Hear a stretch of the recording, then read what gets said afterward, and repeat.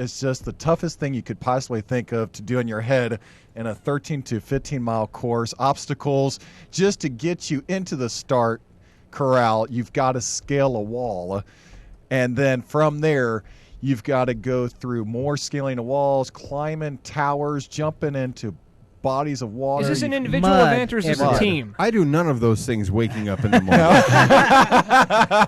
what kind of house do you live in?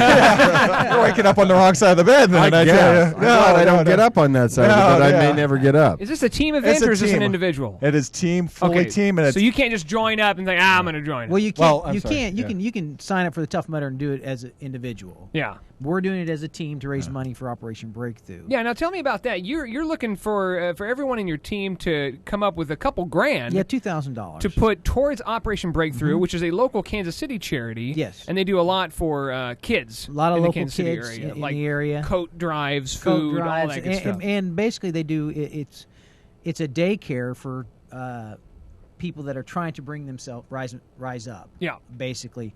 What it is that they can't afford daycare, because if you look at daycare on a regular basis, you're talking $200 to $400 a week. Mm-hmm. Well, if you're uneducated and just getting into the workforce, you're lucky to make $200 to $400 a week. Yeah. So that's what it does. The majority of people that are taking their kids to Operation Breakthrough are making below $10,000 a year. How did you get involved with Operation Breakthrough, or did you have any sort of a tie to it? No, You're like, I there's a good charity. One of my clients needed your kids watch somewhere. Yeah, I dropped my kids off there. No, one of my clients, I was training her for a 50K, the North Face that was here, and she wanted to do something for charity, and so she arranged a tour, and I was like, well, I'm gonna tag along, and I was just moved going through there and talking with the kids and meeting them, and just one of the things that I noticed and realized during the tour, these kids kept running up to me and grabbing my legs and wanting me to hold them and talk to them. Don't leave me. And the lady Jennifer, Jennifer Heineman, who's kind of our point of contact, she's like, one of the things that's a problem here is they don't have not a lot of dads are there, and so a male. The male presence is completely missing from most of these lives. It's just like they just glom on. And I was, I left there just done. I went and told my wife, I said, we're going to do what we can for this place for the next year and see how much money we can raise for them. And is this the first time you've been associated with Operation Breakthrough? The first fundraiser for them. So this is interesting. Now, we've done, ever since I committed to a year of fundraising and things like that, we've done a diaper drive, clothing, and things like that. Food drive. We just finished what we call the spring cleaning drive, where we had everyone just get everything out of their closets, clothes, appliances, because these families that are just starting, moving into apartments and things like that, they need everything. They need the George Foreman and all that. If we can help them out, and it takes a little pressure off the kids. And one of the things that I didn't realize as a parent, because we always had diapers, and I never had a problem with that, but dirty diapers are one of the biggest problems with domestic violence. That causes one of the biggest problems with domestic violence. What? As far as the kids and the mother. Really? Yeah. And when she told us that... Wait. What does that mean? Are you talking about a disposable diaper or just a cloth dirty diaper? Not having...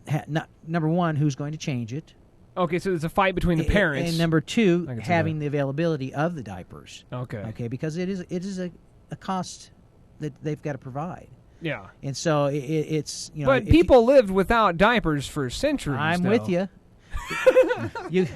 I'm one of those people. It is a luxury. Now, my first child, the boys like to breathe free. Who's 32, we had cloth diapers for her. Yeah. But now I'm with you. I could sit here and say, well, you can do without that. You can do without that. You can do without that.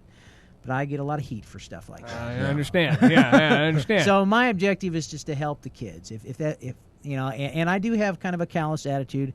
To me, as an adult, whatever is happening to you is your responsibility. No, I read. Yeah, you're a real jerk. But but how many people are on your team? The children are kind of, the innocent victim here. They have no choice in it. Yeah. They're the ones that takes the heat of the poor decisions of the parent. How many folks on the Tough Right Mudder now team? we have 12. Okay, it's kind of recommitment at the end of May. They've got to have at least $500 raised by then, and if not, then they have to drop by the wayside and try to raise that money. Cool beans. Like you're almost donating $25,000.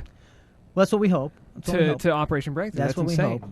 I was looking at some previews about because Tough Mudder is kind of like one of those races that they'll set up a course and then they'll go to another state, another country. They do it in Australia. They do it all around the world. Everywhere. Everyone that will legally allow them to do it, I think. Exactly. And now someone died last week. That's a shame. They did? Yeah. Really? Does that happen more often than not? It's the first time I've heard about it.